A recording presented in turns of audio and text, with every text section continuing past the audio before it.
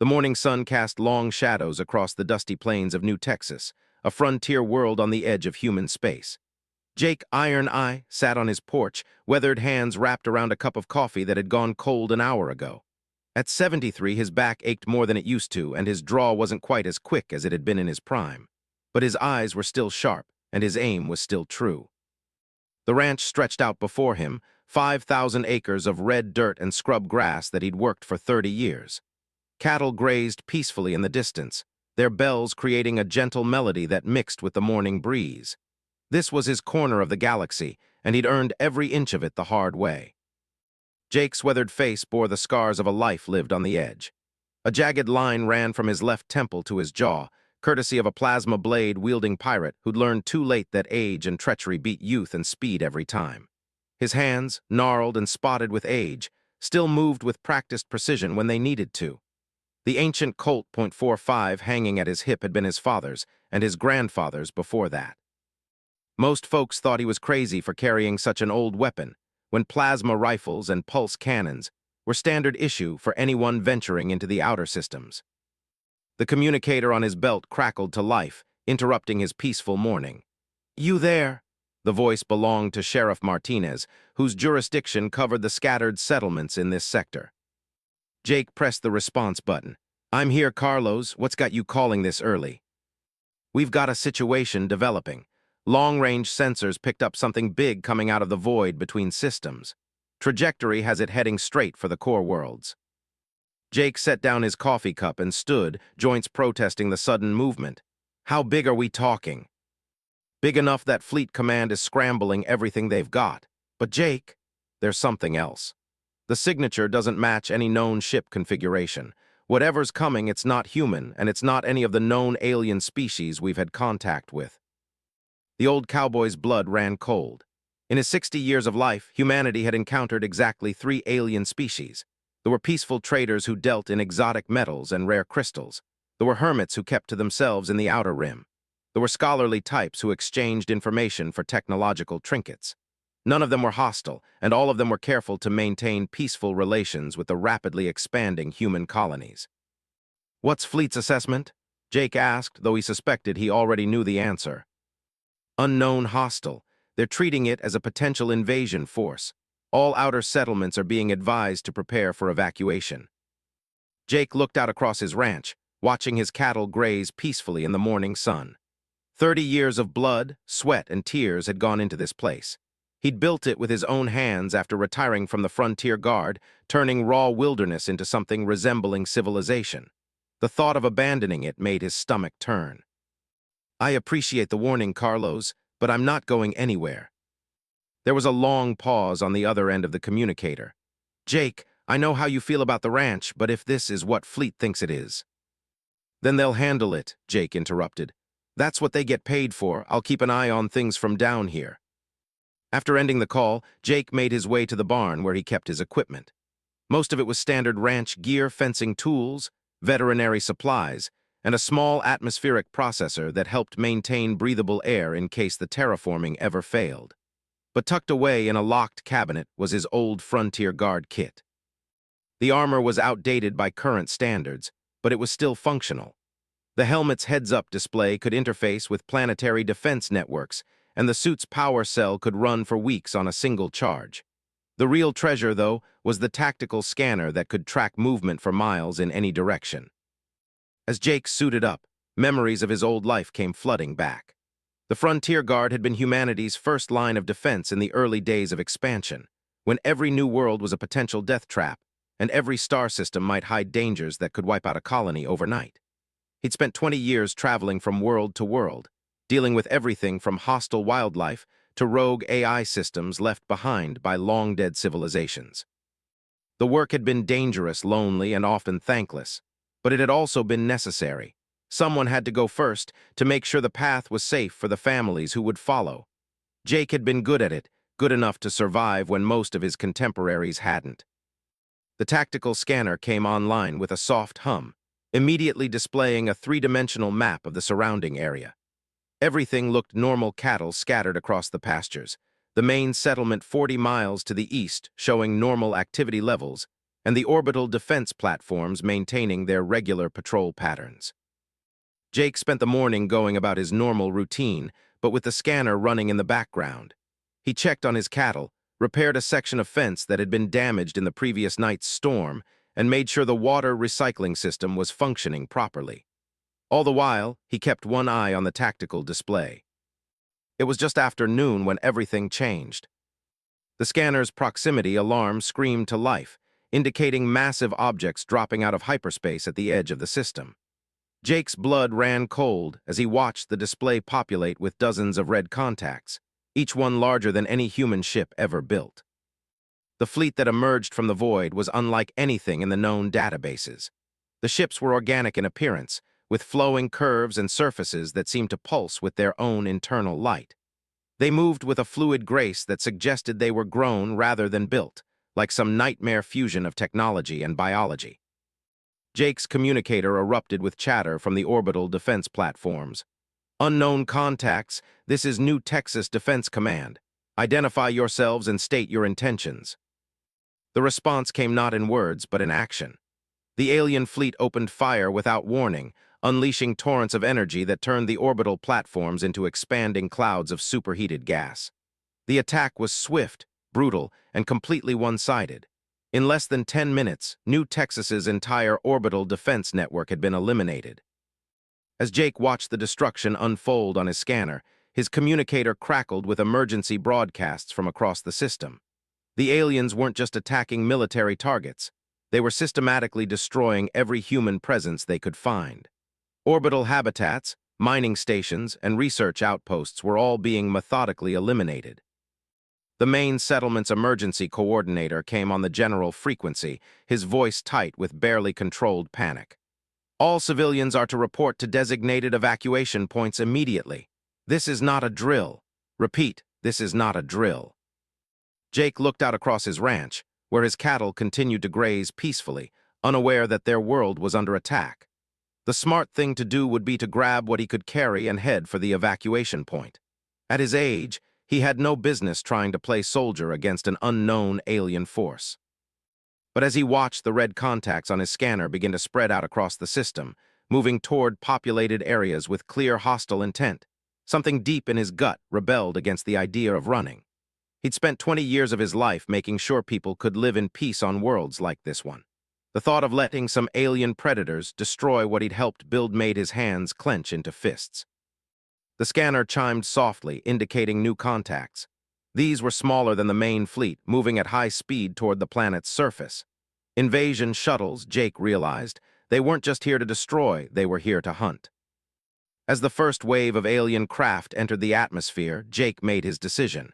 He wasn't going to run. He was too old and too stubborn to start now.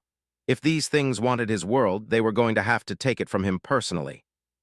Jake spent the afternoon preparing. He moved his cattle into the reinforced barn where they'd be safe from orbital bombardment.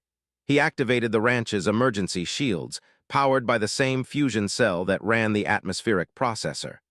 The shields wouldn't stop a direct hit from a capital ship, but they'd provide protection against smaller weapons.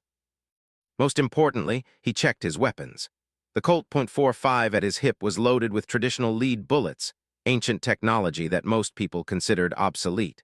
But Jake had learned long ago that sometimes the old ways were the best ways.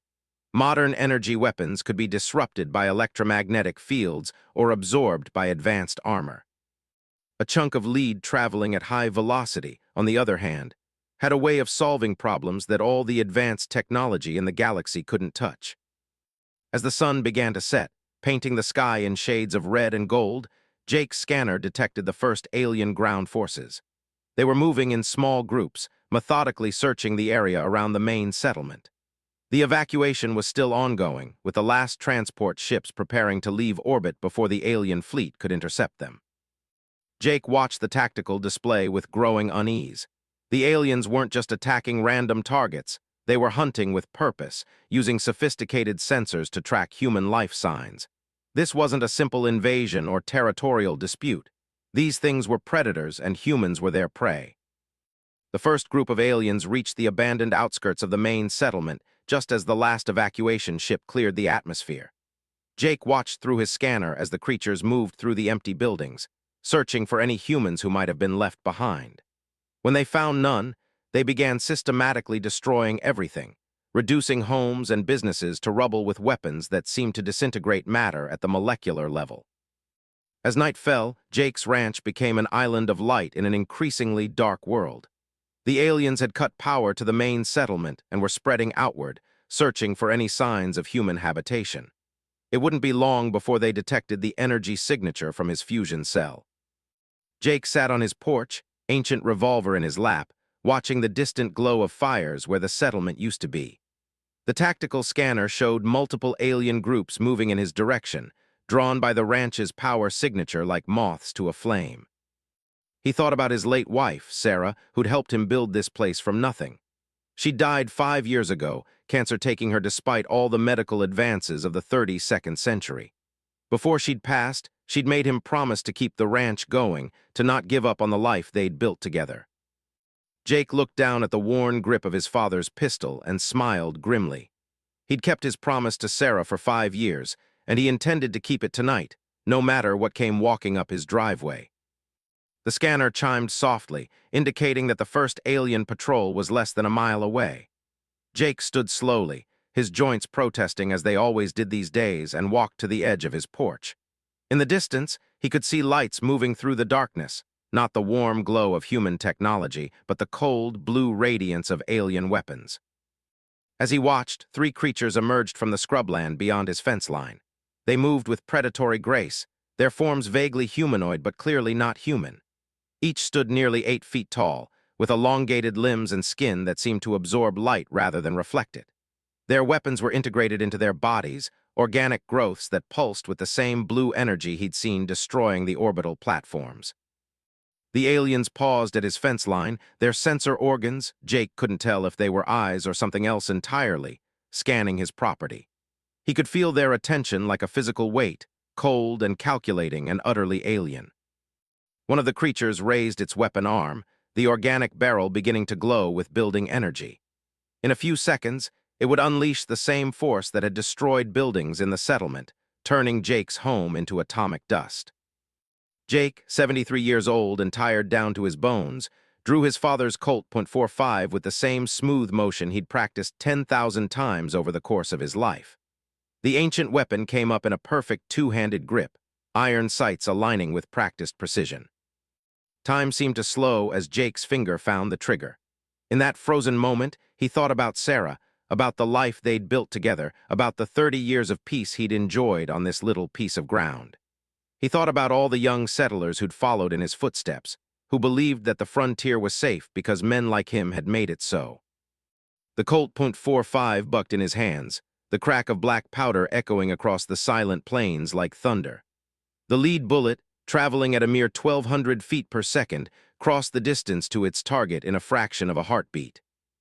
The alien predator's head exploded in a spray of dark ichor, its weapon arm going dark as its nervous system shut down. The creature toppled backward, dead before it hit the ground. For a moment, the other 2 aliens simply stared at their fallen companion, as if they couldn't process what had just happened. Their advanced minds, capable of traversing the void between stars and building weapons that could disintegrate matter itself, struggled to comprehend how a primitive projectile weapon had just killed one of their own. Jake didn't give them time to figure it out. The Colt barked twice more in rapid succession, each shot placed with the precision that came from 60 years of practice. 2 more aliens fell, their sophisticated biology no match for chunks of lead delivered with surgical accuracy. As the echoes of gunfire faded across the plains, Jake ejected the spent cartridges and reloaded with practiced efficiency. The tactical scanner showed more alien groups converging on his position, drawn by the alien bodies lay still in the moonlight, their dark ichor soaking into the red dirt of New Texas. Jake studied them through his tactical scanner's targeting system, noting details that might prove useful. The creatures were definitely organic, but their weapons seemed to be grafted directly into their nervous systems. When they died, the bioweapons died with them, becoming nothing more than useless flesh. Jake's communicator crackled to life. "Jake, this is Carlos. Please tell me you're not still at the ranch." The old cowboy pressed the response button. Still here, Sheriff. Just had some visitors drop by. Visitors? Jake, the entire planet is under attack. These things are hunting down every human they can find. You need to get to the evacuation point now. Jake looked down at the 3 alien corpses scattered across his property. I think the evacuation point might not be as safe as you think, Carlos. These things aren't random killers. They're hunters, and they're good at what they do. There was a long pause before Carlos responded. What do you mean? I mean they found me pretty quick and they came prepared for a fight. Whatever these things are, they've done this before. This isn't their first hunting ground. As if to confirm Jake's words, the tactical scanner lit up with dozens of new contacts. The alien fleet in orbit was deploying more hunters, spreading them across the planet's surface in a search pattern that covered every square mile of inhabited territory. The evacuation ships that had escaped earlier were being tracked by fast pursuit vessels, and several had already gone dark on the emergency channels. Jake stood and walked to the barn where his cattle were sheltered. The animals seemed nervous, sensing the wrongness in the air even if they couldn't understand what was happening. He checked their water and feed dispensers, making sure they'd be comfortable for however long this situation lasted. Jake, Carlos's voice came through the communicator again. I'm reading energy discharges from your location. What's your status? 3 hostiles down, Jake replied matter-of-factly. They came looking for trouble and found it. The silence that followed was so long that Jake thought the connection had been lost. Finally, Carlos spoke again, his voice strained with disbelief. You're telling me you killed 3 of those things? With what? Jake patted the holstered Colt at his hip. Same thing I've always carried. Turns out advanced technology doesn't mean much when you're dealing with basic physics. Before Carlos could respond, Jake's scanner detected movement in multiple directions. The sound of gunfire had indeed attracted attention, and now more hunting parties were converging on the ranch. The nearest group was only 20 minutes away, moving fast across the open ground. Jake made his way back to the house, his mind racing through possibilities. The ranch had good defensive positions, but not against the numbers that were coming. The barn was reinforced, but it wouldn't stop the kind of weapons these aliens carried. The house itself was just wood and polymer, offering no real protection. But as he looked around his property, Jake began to see possibilities that a younger man might have missed. The old water tank on the hill behind the house was made of steel thick enough to stop small arms fire. The irrigation ditches that crisscrossed the property provided natural cover and concealment. Most importantly, he knew every inch of this land, while the aliens were operating in unfamiliar territory. Jake spent the next 15 minutes preparing his defenses. He moved ammunition caches to strategic locations around the property, places where he could reload quickly if he had to move from position to position. He activated the ranch's perimeter sensors, giving him early warning of approaching threats. Most importantly, he studied the terrain through his scanner, planning routes that would let him use the land itself as a weapon. The first new group of aliens appeared just as Jake was completing his preparations. There were 5 of them this time, moving in a tactical formation that suggested military training. They paused at the fence line where their predecessors had died, examining the bodies with what Jake assumed was curiosity. Through his scanner's audio pickup, Jake could hear them communicating in a series of clicks and whistles that sounded like no language he'd ever encountered. The sounds had an organic quality that made his skin crawl, as if the creatures were speaking through specialized organs rather than vocal cords. One of the aliens knelt beside the first corpse, examining the small hole that Jake's bullet had punched through its skull. The creature seemed puzzled by the wound, prodding at it with one elongated finger. Clearly, they'd never encountered projectile weapons before. Jake smiled grimly as he watched from his concealed position behind the water tank. The aliens' technology was impressive, but it had made them overconfident. They expected to face enemies armed with energy weapons and advanced armor, not an old man with a gun that belonged in a museum. The alien examining the corpse stood and pointed directly at Jake's hiding spot, its sensor organs having detected his presence. The other 4 immediately raised their bioweapons, preparing to obliterate both Jake and his cover with concentrated fire. Jake was already moving before the first shot was fired. He rolled to his left as beams of blue energy turned the water tank into a cloud of superheated vapor. His practiced eye had already picked out his next position, a shallow irrigation ditch that ran parallel to the fence line. The Colt bucked in his hands as he fired from his new position, the bullet taking the lead alien in what Jake hoped was its center of mass. The creature spun and fell, its weapon arm going dark as it hit the ground. The remaining aliens scattered, seeking cover behind rocks and scrub brush that offered concealment but little protection. Jake was already moving again, using his knowledge of the terrain to stay one step ahead of their targeting sensors. The irrigation ditch provided excellent cover, but it also channeled his movement in predictable directions. Jake knew the aliens would figure that out soon enough, so he needed to end this fight quickly. He low-crawled along the ditch until he reached a drainage culvert that ran under the main access road. From his new position, Jake had a clear view of the aliens' hiding spots. More importantly, they couldn't see him without exposing themselves to his fire. He took careful aim at the nearest creature, waiting for it to move into the open. When the alien emerged from cover, trying to flank Jake's previous position, the Colt spoke again. The creature jerked and fell, dark ichor spreading across the red dirt. 2 down, 3 to go. The remaining aliens began communicating more urgently, their clicks and whistles taking on what sounded like tones of confusion and frustration. They'd expected to face primitive humans armed with obsolete technology, not a skilled combatant who could use terrain and tactics to offset their technological advantages. Jake reloaded carefully, counting his remaining ammunition. He had plenty for now, but if more hunting parties kept showing up, he'd need to make every shot count. The aliens' bioweapons seemed to have unlimited ammunition, but they required direct line of sight to be effective. As long as he could stay mobile and use cover effectively, he could keep them at a disadvantage. The next alien made its move, trying to rush Jake's position while its companions provided covering fire.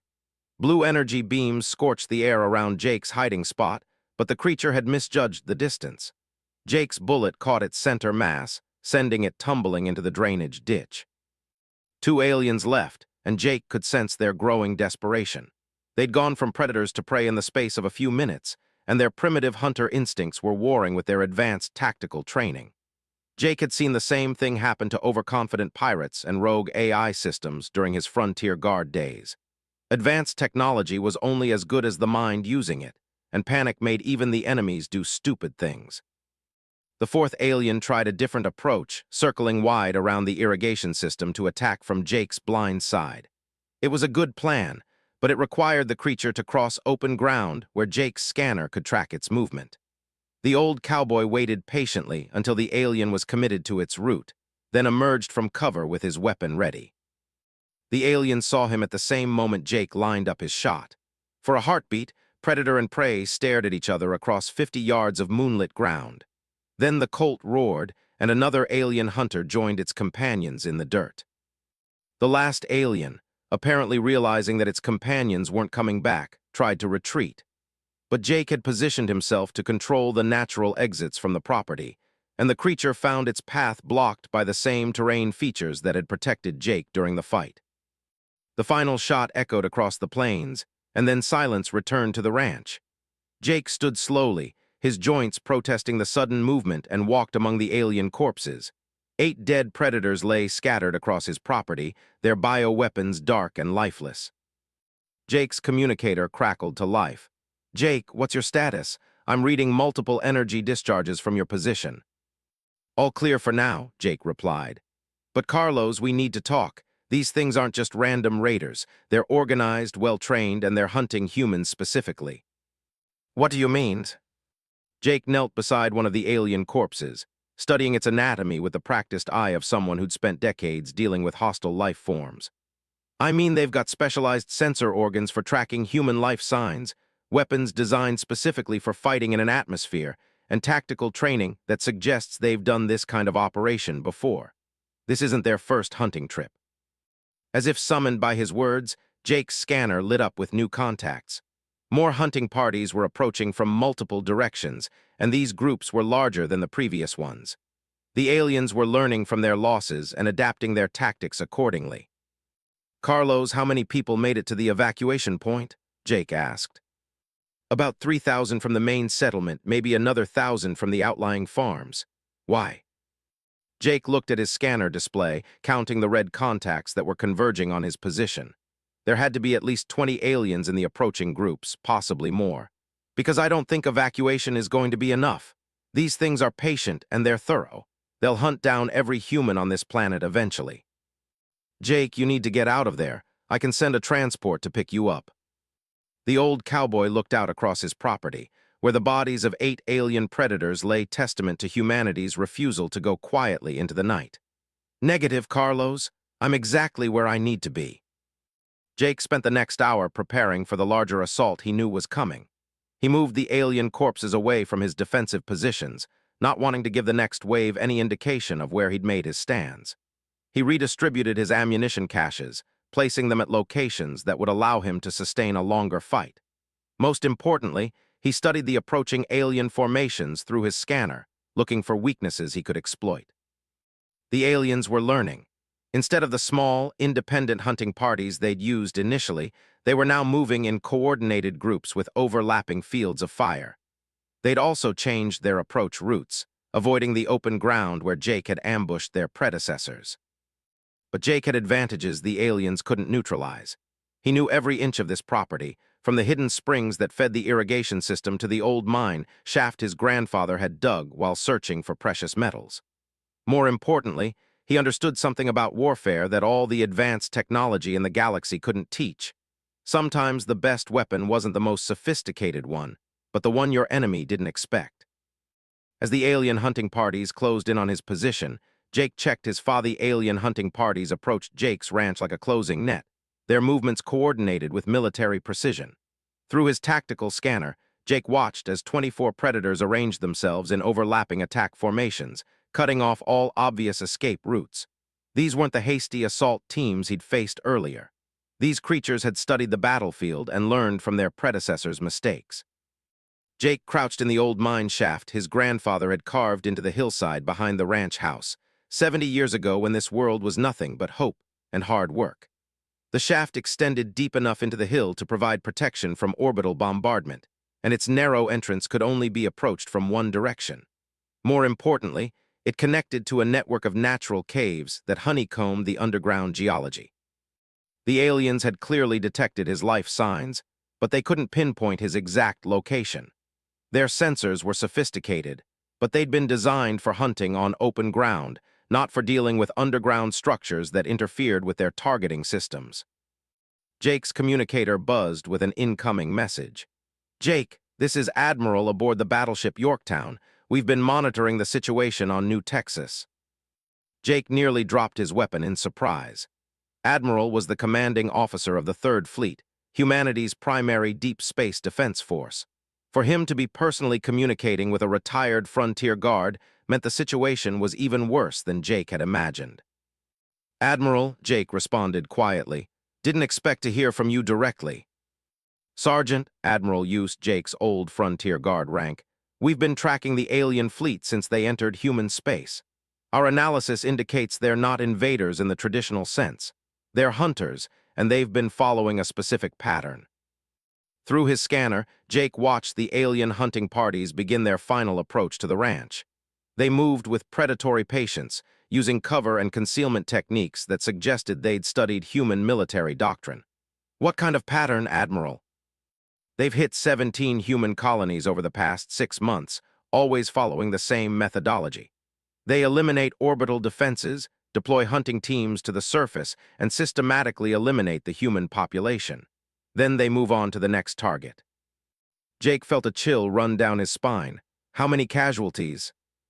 "Total, every single human on every planet they've visited has been killed or taken. We estimate they've eliminated over 2 million people." The first alien appeared at the mouth of the mine shaft, its elongated form silhouetted against the starlit sky. Jake lined up his shot carefully, waiting for the creature to commit to entering his domain. The Colt bucked in his hands, and the alien crumpled to the ground, blocking the entrance with its corpse. "Admiral," Jake whispered into his communicator, "what's Fleet's response plan?" "We're mobilizing everything we have, but these creatures are using technology we've never encountered before. Their ships can phase in and out of normal space, making them nearly impossible to target with conventional weapons. We need time to develop countermeasures." More aliens appeared at the mine entrance, using some kind of tool to drag their companion's body away. Jake counted at least 6 creatures gathered outside, their sensor organs sweeping the darkness as they tried to determine his exact position. "How much time?" Jake asked, already knowing the answer wouldn't be what he wanted to hear. "Minimum 48 hours for the fleet to reach New Texas, possibly longer if they've deployed their phase shift technology." Jake looked down at his ammunition belt. He had maybe 200 rounds left, and there were at least 20 aliens out there. Even with perfect accuracy, the numbers weren't in his favor. "Admiral, I don't think I can hold out that long." "Sergeant, we're not asking you to hold out. We're asking you to survive. Every piece of tactical data you can gather about these creatures is vital to developing our response. Your observations about their weaknesses could save millions of lives." 3 aliens rushed the mine entrance simultaneously, hopping to overwhelm Jake's position through sheer numbers. Jake's first shot took the lead creature center mass, dropping it immediately. His second shot clipped the next alien's weapon arm, causing the bioweapon to discharge harmlessly into the cave wall. The third creature made it 5 steps into the tunnel before Jake's final shot ended its charge.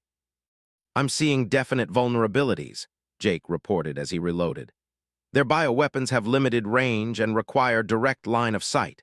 They rely heavily on their sensors, so anything that interferes with electronic systems disrupts their coordination. And they don't seem to have experience fighting opponents who use kinetic weapons." "Kinetic weapons? You mean projectile firearms?" "Yes, sir. These creatures have probably never encountered bullets before. Their defensive systems seem designed to stop energy weapons and plasma charges, not chunks of lead traveling at high velocity." Jake heard movement in the depths of the cave system behind him. The aliens had found another entrance and were attempting to flank his position. He grabbed his equipment and moved deeper into the tunnel network, using his knowledge of the underground passages to stay ahead of his pursuers. "Admiral, they're adapting faster than I expected. They figured out the cave system and they're trying to surround me." "Can you reach the surface?" Jake consulted his tactical scanner, noting the positions of the alien hunting parties above ground. "Negative. They've got the area locked down tight, but these caves connect to an old underground river system. If I can reach it, I might be able to move undetected."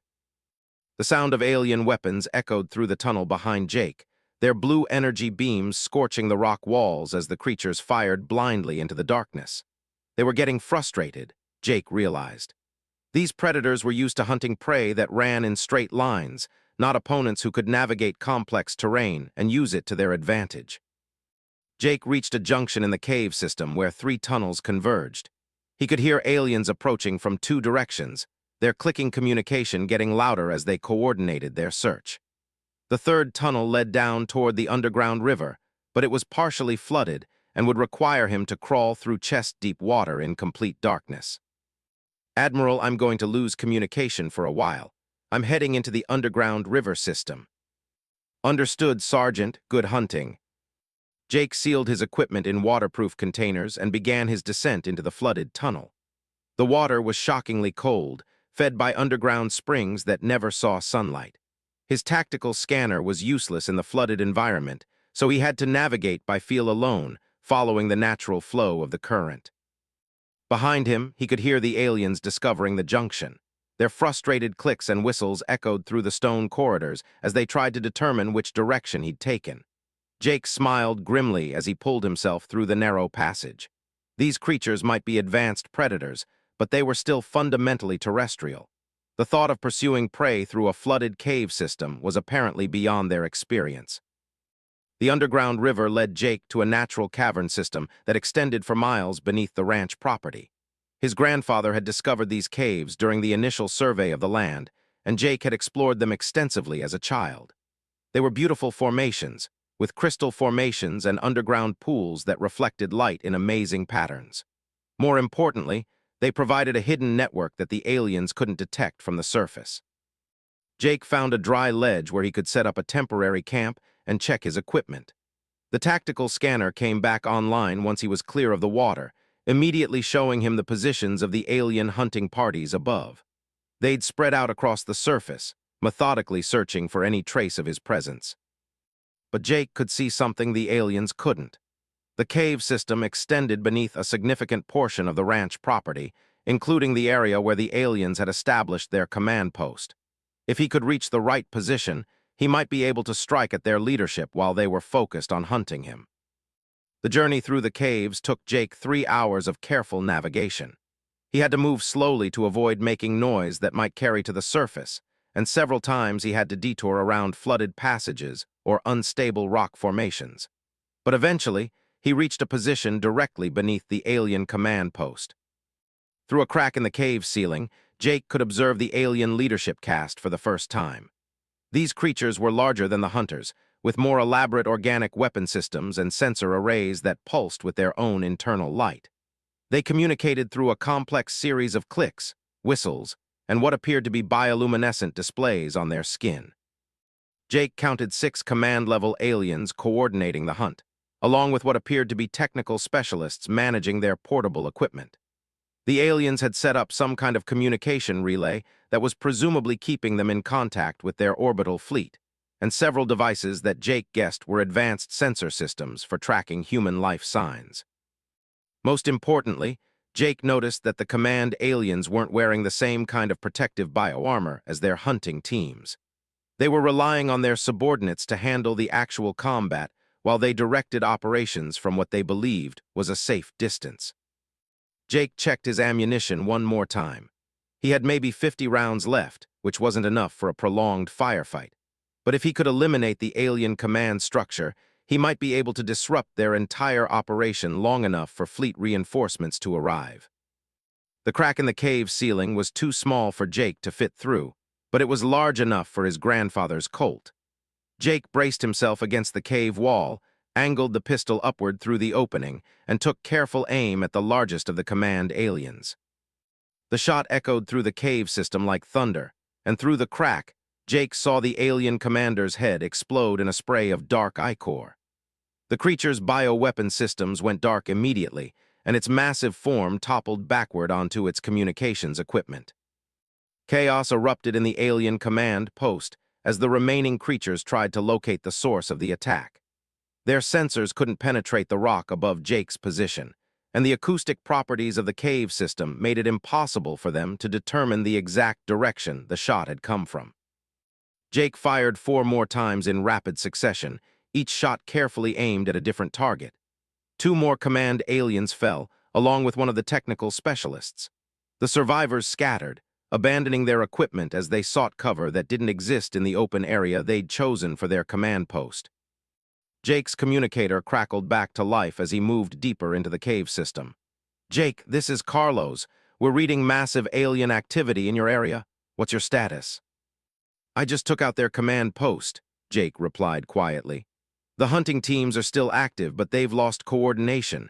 They're running around like chickens with their heads cut off." "Jake, fleet just contacted us. Admiral wanted me to tell you that they've detected the alien fleet beginning to withdraw from orbit. Whatever you did down there, it worked."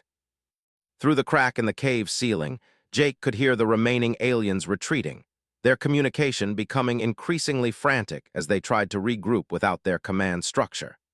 The hunting teams were being recalled to their landing sites, and the methodical search patterns they'd been using were falling apart. "Admiral here," the fleet commander's voice came through the communicator. "Sergeant, our long-range sensors show the alien fleet is preparing to phase shift out of the system.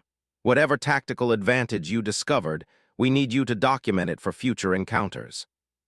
Jake smiled grimly as he began his journey back through the cave system. "Simple kinetic weapons, Admiral. These creatures have never faced bullets before, and their entire defensive doctrine is based on countering energy weapons. Their command structure is vulnerable to precision attacks, and they panic when they lose coordination." "Understood. We're dispatching a recovery team to your location. Try to stay alive until we get there." Jake emerged from the caves just as the first transport ship appeared in the sky, its human crew scanning the area for signs of alien activity. The ranch was a mess, with alien corpses scattered across the property and blast craters where energy weapons had scorched the earth. But the house was still standing, and his cattle were safe in the reinforced barn. As the recovery team landed and began securing the area, Jake sat due 3 weeks after the attack on New Texas. Jake found himself in a place he'd never expected to be again, aboard a military vessel heading into deep space. The fleet battleship Yorktown was a kilometer-long marvel of human engineering, bristling with weapons, and carrying 5,000 of humanity's finest warriors. But despite all its advanced technology, Admiral had insisted that Jake's ancient Colt .45 might be the most important weapon on the ship. The recovery team had spent days documenting everything at Jake's ranch: bullet trajectories, alien corpse positions, and every detail of the underground battle. The data had been rushed to Fleet Command, where teams of scientists and tactical analysts had worked around the clock to understand what Jake had discovered through instinct and experience. "The preliminary analysis is remarkable," Dr. Sarah, the fleet's xenobiology specialist, explained as she walked with Jake through the ship's laboratory sections. "These creatures, which we're calling void hunters, have evolved on worlds where energy-based weapons are the norm. Their bioarmor is essentially a living electromagnetic field that can absorb and redirect plasma and laser attacks."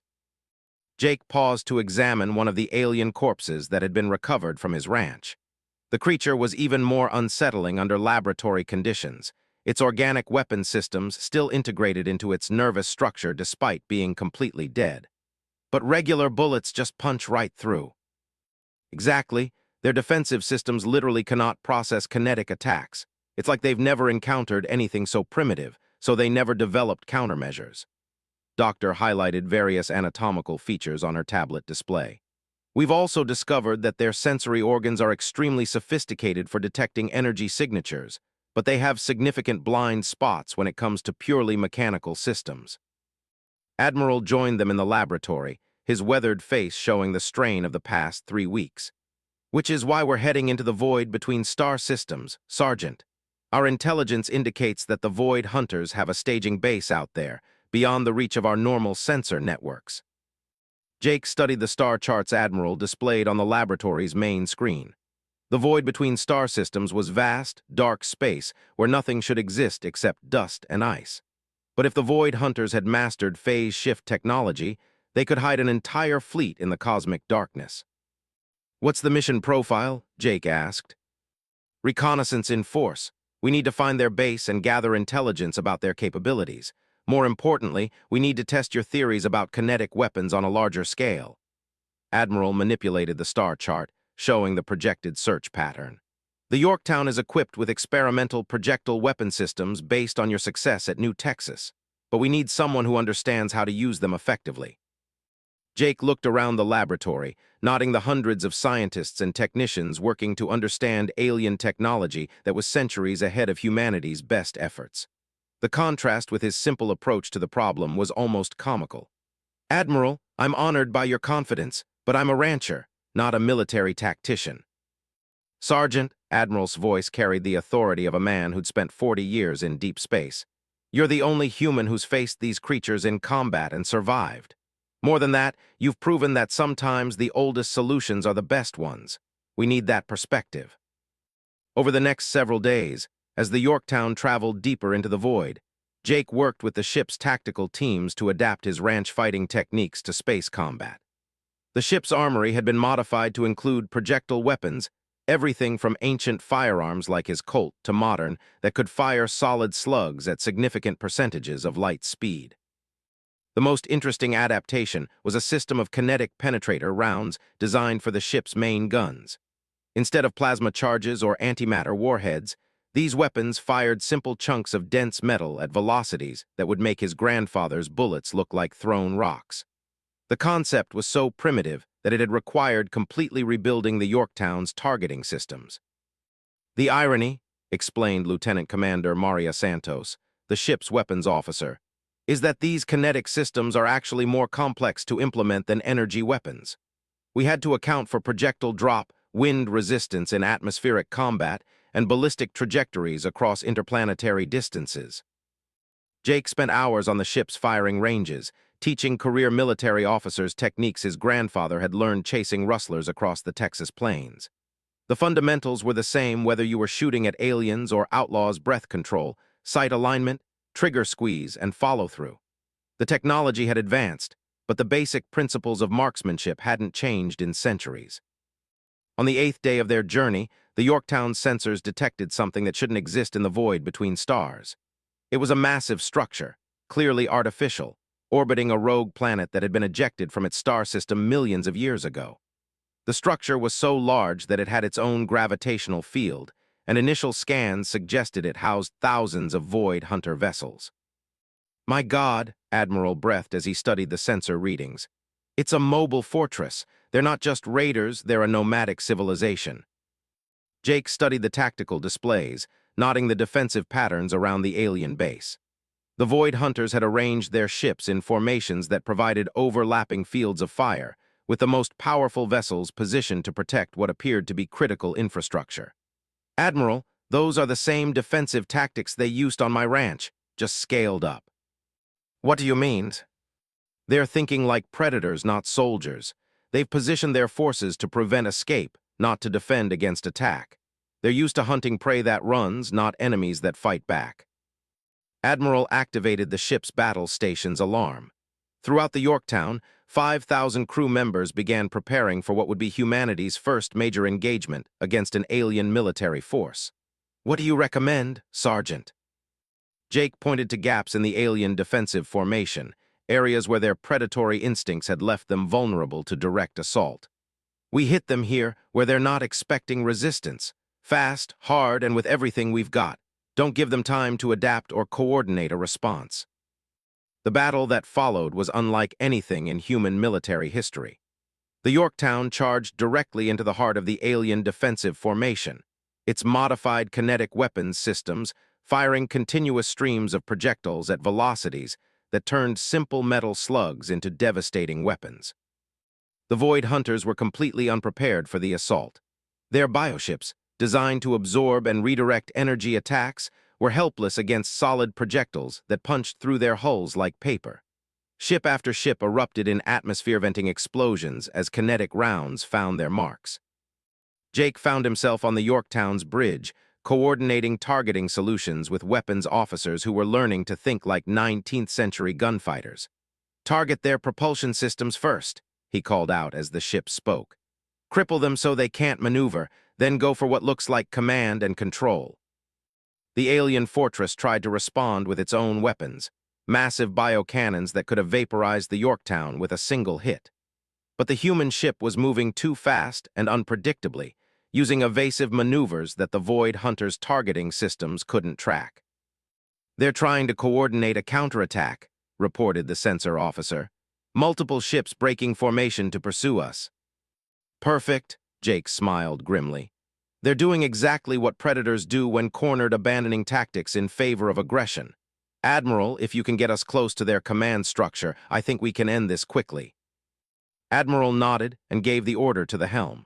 The Yorktown dove directly toward the center of the alien fortress, its kinetic weapons clearing a path through the defending ships. The alien vessels that tried to intercept them found themselves facing weapons they had no defense against. As they approached the heart of the fortress, Jake could see the same patterns he'd observed at his ranch. A command structure that relied on coordination and communication, but was vulnerable to precise attacks that disrupted their hierarchy.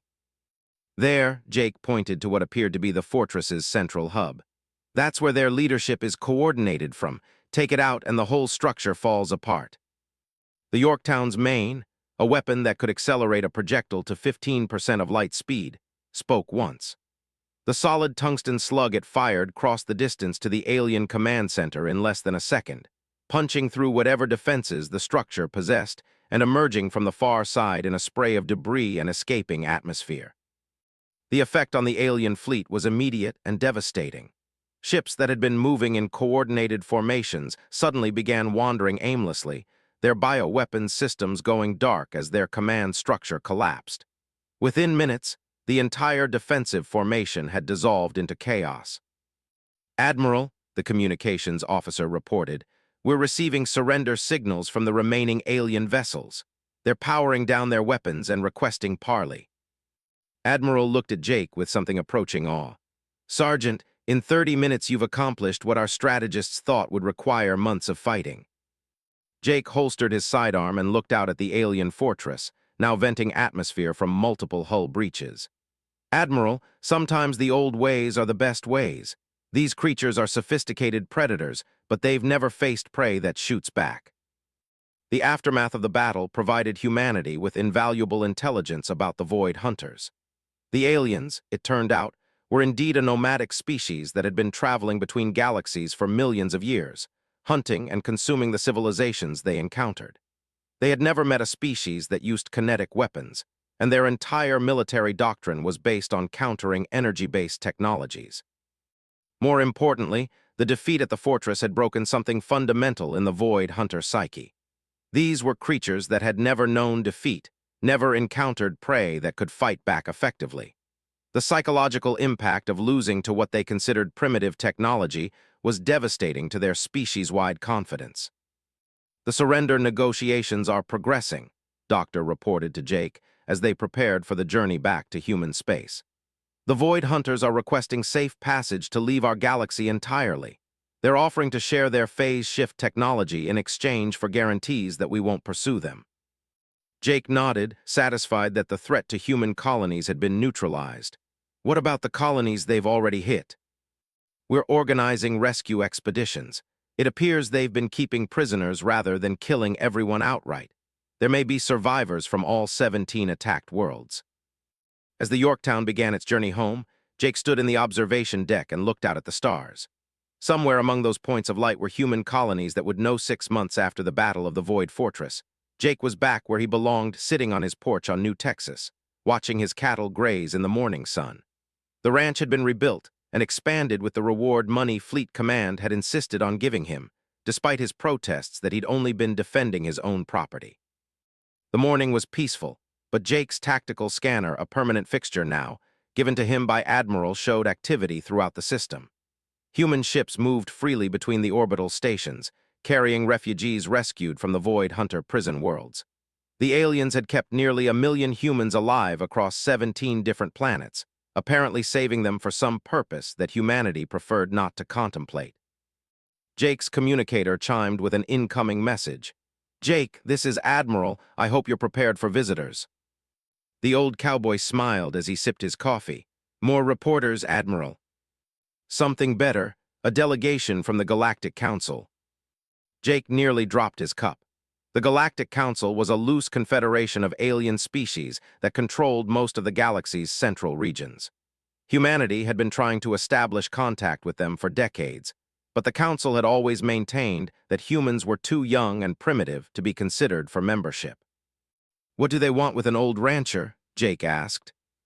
"They want to meet the human who defeated the Void Hunters. Apparently, these creatures have been terrorizing the galaxy for. Dozens of civilizations have fallen to them over the past 1,000,000 years. You're the first being in recorded galactic history to not only survive an encounter with them, but to defeat their entire war fleet." Jake looked out across his property, where several new barns housed not just his cattle, but also delegations of scientists from across human space. Everyone wanted to study his techniques, to understand how simple kinetic weapons had overcome technology that was thousands of years more advanced than humanity's best efforts. 3 sleek vessels descended from orbit, their designs unlike any human ship Jake had ever seen. They landed in the field beyond his fence line with a grace that suggested technology far beyond even the Void Hunter's capabilities. As Jake watched, several figures emerged from the lead ship. The Galactic Council delegation was an impressive sight. The leader was a tall, crystalline being that moved with fluid grace despite its apparent mineral composition. Behind it came representatives of species Jake had only heard about in theoretical discussions, energy beings that flickered between states of matter, aquatic creatures in sophisticated life support systems, and others whose forms easy description. But the most surprising member of the delegation was clearly human, or at least, humanoid enough to pass for human at a distance. As the group approached Jake's porch, this individual stepped forward and spoke in accented but perfectly understandable English. "Sergeant, I am ambassador of the Terran hegemony. I represent humanity's lost colonies in the galactic core." Jake stood slowly, his mind racing to process this information. "Lost colonies? I thought Earth was humanity's only home world." "Earth was the birth world, yes. But humans have been spreading across the galaxy for far longer than your frontier worlds realize. Some of our ancestors left Earth thousands of years ago, using generation ships to reach the galactic center. We've been part of the Galactic Council for over 2. The crystalline being that led the delegation stepped forward and spoke in a voice that sounded like wind chimes in a gentle breeze. Jake's tactical scanner automatically provided a translation through his earpiece. "I am Council Prime. We have come to offer something that has never been offered to a species so young immediate membership in the Galactic Council, with full voting rights and access to our collective knowledge." Jake invited the delegation to sit on his expanded porch, where Sarah's old rocking chairs had been joined by several comfortable benches. The representatives of a dozen alien civilizations arranged themselves in a semicircle, their attention focused entirely on the old cowboy who had accomplished something none of them had managed in 1,000,000 years. "With respect," Jake said carefully, "I'm not sure I understand why this is such a big deal. The Void Hunters were tough, but they made tactical mistakes. Any competent military force should have been able to exploit those weaknesses." Ambassador translated Jake's words for the alien representatives, and their response was a series of sounds that Jake's scanner interpreted as various forms of amazement and disbelief. "Sergeant," Council Prime said, "the Void Hunters were not simply tough opponents. They were the apex predators of the galaxy. Every species that has encountered them over the past 1,000,000 years has either been completely destroyed or absorbed into their hunting culture. They possess technology that can phase between dimensions, weapons that can consume entire star systems, and tactical abilities that have never been successfully countered." Jake looked down at the ancient Colt .45 hanging at his hip, but they'd never faced bullets before. "Exactly," Ambassador smiled. "That's what makes humanity so remarkable. Every other species in the galaxy developed along similar technological paths: energy weapons, biointegration, dimensional manipulation. Humanity is the only known species that perfected kinetic warfare before advancing to energy-based systems." Council Prime activated some kind of holographic display that showed a three-dimensional map of the galaxy. Red markers indicated the locations where the Void Hunters had destroyed civilizations, creating vast empty regions where once thriving worlds now orbited dead stars. The Collective extinct, the Empire extinct, the crystal mines of Vega extinct. 47 major civilizations, each with billions of citizens, eliminated by the Void Hunters over the past 1,000,000 years. Their technology was so advanced that they seemed invincible. Jake studied the map, noting the scale of destruction the Void Hunters had caused. "But they're not invincible anymore. The survivors are leaving the galaxy, and they've shared their phase shift technology with humanity as part of their surrender terms." "Which brings us to why we're here," Ambassador explained. "The Galactic Council has been fighting a defensive war against various extragalactic threats for. The Void Hunters were just one of several species that prey on galactic civilizations. But with humanity's unique approach to warfare, we finally have a chance to go on the offensive." The crystalline being gestured to the holographic display, which now showed threats approaching from outside the galaxy, vast fleets of creatures and machines that made the Void Hunters look primitive by comparison. "The entropy swarm is scheduled to arrive in this galaxy in approximately 500 years. They consume matter itself, leaving nothing but empty space in their wake. The mechanical collective follows a century behind them, converting any remaining worlds into factory complexes for building more of their kind. And beyond them," the display zoomed out to show the vast darkness between galaxies, "there are things that even our oldest records cannot identify." Jake felt a chill run down his spine as he contemplated the scale of the threats facing the galaxy. "And you think humanity's kinetic weapons can make a difference against forces that advanced?"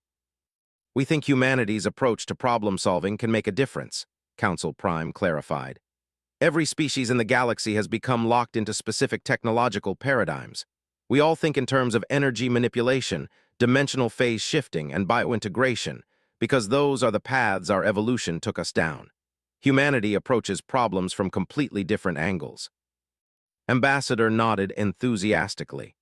"The Galactic Council has been trying to solve the extragalactic threat problem for thousands of years using the same basic approaches. We need fresh perspectives, new ways of thinking about warfare and defense." Jake looked out across his ranch, where his cattle grazed peacefully in fields that 6 months ago had been a battlefield. The contrast between the pastoral scene and the galactic-scale threats being discussed was almost surreal. "What exactly are you asking me to do?" Jake asked finally. "We're not asking you personally to do anything," Council Prime said. "You've already contributed more than enough by proving that the Void Hunters could be defeated. What we're asking is for humanity as a species to join the Galactic Council as full members, with access to our collective scientific knowledge and responsibility for helping defend against extragalactic threats." "But the decision isn't mine to make," Jake pointed out. "I'm just a rancher who got lucky. Earth's government and fleet command would have to make that kind of decision." Ambassador smiled. "Actually, that's already been decided.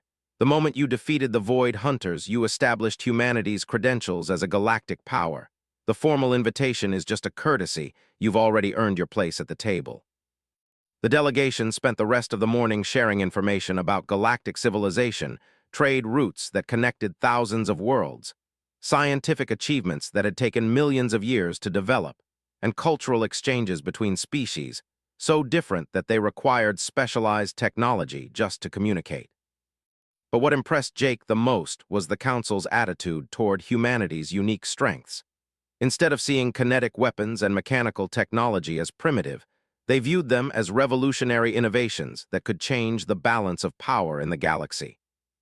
"There's one more thing," Council Prime said as the delegation prepared to return to their ships. "The Council would like to offer you a position as strategic advisor for unconventional warfare. Your insights into kinetic tactics could be invaluable in preparing defenses against the extragalactic threats." Jake looked down at his father's Colt, then out across the ranch that he'd built with his own hands. The offer was tempting, a chance to help defend the entire galaxy, to ensure that the peace he'd won for humanity would extend to countless other species. But he was 73 years old, and he'd already spent 40 years of his life fighting the good fight. He'd earned the right to sit on his porch and watch the sunrise paint the sky in shades of red and gold. "I'm honored by the offer," Jake said finally, "but I think my fighting days are behind me. There are younger folks who can take up that burden now. I've got cattle to tend and a ranch to run." Council Prime made a sound that Jake's translator interpreted as respectful understanding. "We thought you might say that, but the offer remains open should you ever change your mind."